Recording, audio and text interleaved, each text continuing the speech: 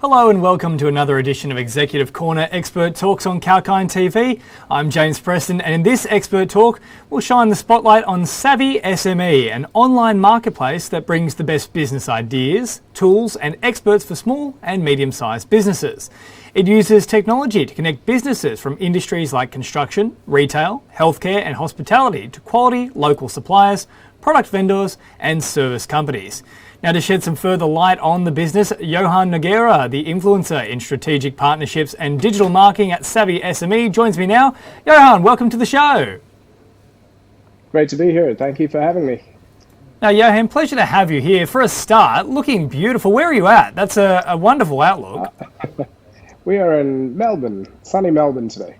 Sunny Melbourne, we love it, mate. It's certainly the first day of spring, we can tell that. Now, look, we're obviously living in a very difficult time for all businesses, especially small to medium ones at the moment, but the goal does still remain for any business to create a strategic plan that allows for exponential growth, and that's often where SavvySME comes in.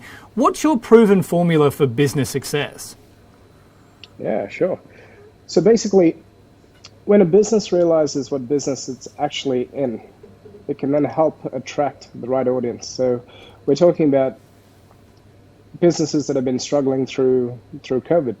And a quick example of that is the restaurant industry. Now over here, a lot of restaurants, they were going out of business and shutting down, etc. And there's other businesses who started thriving in this ecosystem. The reason being, they realized they just had to get food to their customers in their homes on time.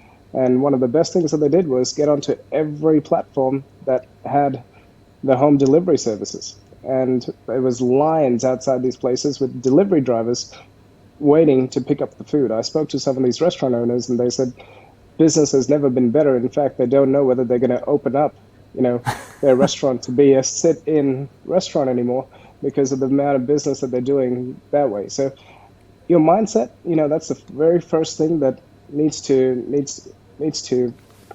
you have to look at it, and from that you can then create any solution that you need. Now look, as part of that as well, just focusing on the restaurants, one thing we saw in addition to doing a lot of takeaway and delivery and services like that was some of the restaurants actually pivoted and they started offering their supplies essentially as like a miniature supermarket. Did you have much of a collaboration with businesses that were doing those kind of activities? There's the entire ecosystem changed. They went from restaurant, and I'm not a restaurant expert. This is just literally, I was just talking to a friend of mine, and he said, "Man, my restaurant's going through the roof." They then started using their buying power to buy in supplies and supply their local communities and distribute it. And so, you think that a restaurant, just as a restaurant, they're becoming distribution centers now. They're using their buying power to help out their community. And it really is the community coming together and helping each other out. It's amazing to see. Yeah, really interesting developments, and it's unbelievable to see how some of these places are able to swivel and upgrade as times progress, essentially, and it will be very interesting as we move forward to hopefully a post-COVID future to see what their next move will be as well. Now, as well at SavvySME, you've also collaborated with Business for Good. Now, as part of that collaboration, you're aiming to accomplish 17 sustainable development goals. Could you tell us a bit about that? Yeah, for sure. So the sustainable business goals, it's all about helping create a better planet. And we've partnered up with B1G1, buy one, give one. And it doesn't mean I buy something and I give away something of equivalent value. It's basically, I'll give you a quick little insight. The lady who started this, her name's Masami. She saw somebody buy a TV, a beautiful TV, and she said, "Hey, while that person's going to watch that TV, wouldn't it be amazing if somebody in some other part of the world gets the gift of vision?" And so from there, B1G1 kicked off. And what happens is, it's not like a charity. So most of the times when we see anything which says, "Hey, I donate 10% to charity," the human brain automatically thinks, "Oh, they've just added on 10% onto the ticket price of whatever they're selling." However, B1G1 works differently. So basically, we run a lot of education events, that sort of thing. But after a purchase is made, that person who made the purchase gets a certificate saying, "Thank you for purchasing whatever. because of you, a family in Ukraine is going to have food and shelter for the entire winter. So it's after the fact rather than advertising on top of. And through one of my businesses, in the first year, we made 1,080,000 impacts. So that's a very significant amount of lives impacted, and we're a tiny business. So if every business took this on, we could literally change the world. Yeah, I mean, we talk about trying to combat the likes of global poverty or people who are going hungry every single day. That would be an excellent way to do it. It is very interesting to me because one of the things that has sort of developed in the last 10 years is, for example, paying it forward. But as you mentioned, this is an after-the-fact kind of product in essence. So do you think there's going to be more scope for businesses to come on board with what you're doing, or is it still looking like there is that skepticism sitting amongst society where it's a case of, oh, they're just going to tack on the extra 10%? Do you think more businesses will come forward? Oh, 100%. Once they see it and experience it and they know where their money is going, like 100% of their money goes directly to the causes that they can donate to. There's over 400 causes on there.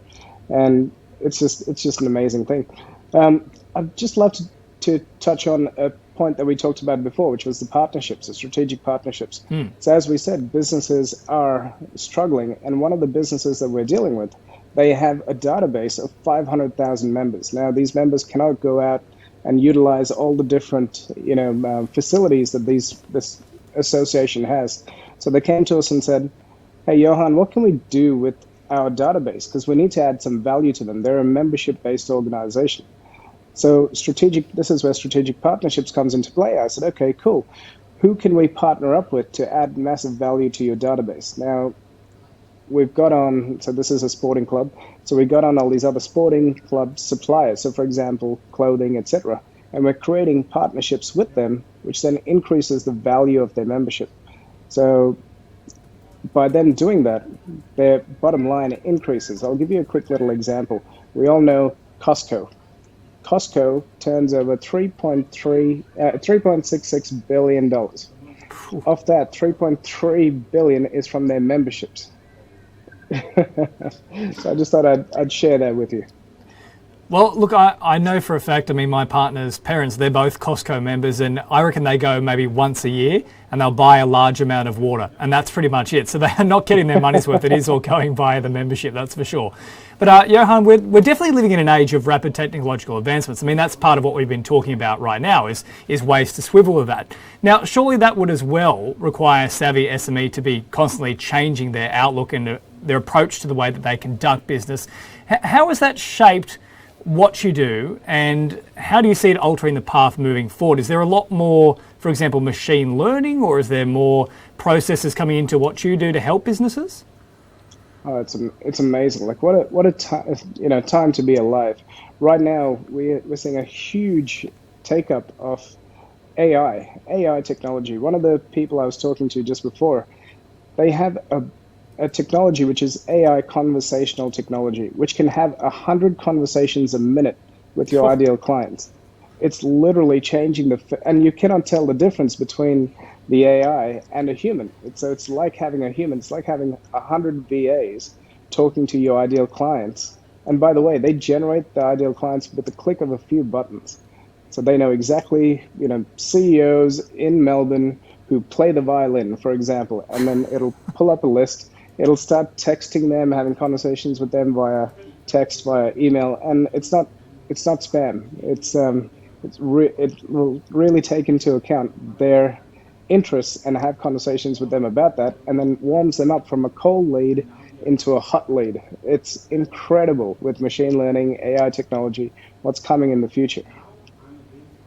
Look, I mean, that just kind of scares me. I'll be perfectly honest with you. It's an incredible technological advancement. I mean, one of the things I've seen, for example, in the industry that I'm in is there's now AI that can write an entire script for you. There's also AI that can emulate the voice of, for example, Arnold Schwarzenegger. So all those terrible people that are doing the impersonations and aren't doing it particularly, come on, get to the chopper. They're out of a job now. So it's all unfolding quite rapidly. But look, I mean, you've been in this for a long time now, around about 14 years. You've developed your own companies, your clients' companies, a large vast array of networks. And in this journey, what would you say, and obviously we've touched on machine learning to be a big turning point here, for example, but what would be one of the key milestones or turning points that has led you to exactly where you are today? Turning points in terms of, are we talking about monetary? Are we talking about mindset? What are we talking about? Give me Well, some. it could be a case of, a certain client came to you and they just couldn't find a way to then engage the next level of their client database. I mean, has there been a particular case where you've gone, yep, this is exactly what you need to do, and that has given you the tools that are now seeing the success you are seeing? 100%. So I was living in one of the buildings in Melbourne that when I moved in, they said, this is the best building in Melbourne. I said, amazing, this is fantastic. And I get a piece of paper under my door that evening, and I looked at it and it said, your windows will get cleaned. I said, oh my God, okay, that's great. The next night, I get another one saying the carpet's getting vacuumed. I'm like, okay, something's broken. A month later, I've got an inch thick of paper sitting on my table with one sentence on there. So I went up to the building manager and I said, how much is this costing me? He said, it's $1 per sheet. There's 500 apartments in this building, $1 per sheet, twice a day, $1,000 a day wasted in just letting people know. So this is 2012, by the way. So I said, why don't we build an app for the building? And he said, sure, let's do it. And we built this app. We released the technology into 30 buildings in the first 2 years. And that company just kept climbing. And yeah, so now we're pretty much in most of the new buildings that are going up in Melbourne. So that little turning point where we used technology to create a communication channel, which then turned into a community, which then turned into cost efficiencies, was the major pivoting point in my life, which has then led us to over here. Well, see, in hindsight, it sounds so simple, but it's really quite a brilliant concept. It's basically, removing overhead, removing costing, and then having a more efficient form of communication. So again, hats off to what you're doing. It's certainly working, that's for sure. Now, Johann, just before we wrap up here, obviously we're all struggling with the pandemic at the moment. We're looking with one eye, or maybe even both, on a post-pandemic future. Businesses are going to be transforming. How do you see your role coming in to help them for that next stage moving forward? If the businesses focus on who can I partner with, who has my database, who needs my product, we're going to help them get that out there so much quicker. It takes so much time and energy to build infrastructure from scratch, whereas somebody else has already built all of that for you. Distribution channels, just focus on those things. Who's got my distribution channel? How can I get my product out there? Or the vice versa, just like the company that came to us and said, hey, I've got 500,000 people. What products can we show them or get in front of them that's going to add massive value to them? So I think partnerships is going to be an amazing tool for businesses to accelerate their growth and capitalize on what's coming next. Yeah, look, hopefully we can all have a very exciting and promising future. Johann, really interesting to chat today. Been an absolute pleasure to have a chat. Thank you. Thank you for having me. It's a pleasure. Mate, you enjoy that beautiful spring weather there, and we'll catch up soon. That's Johann Nogueira, the influencer in strategic partnerships and digital marketing at SavvySME. And if you missed any part of that interview, or you'd like to browse our extensive catalogue of expert talks, simply head across to our YouTube channel, Kalkine Media.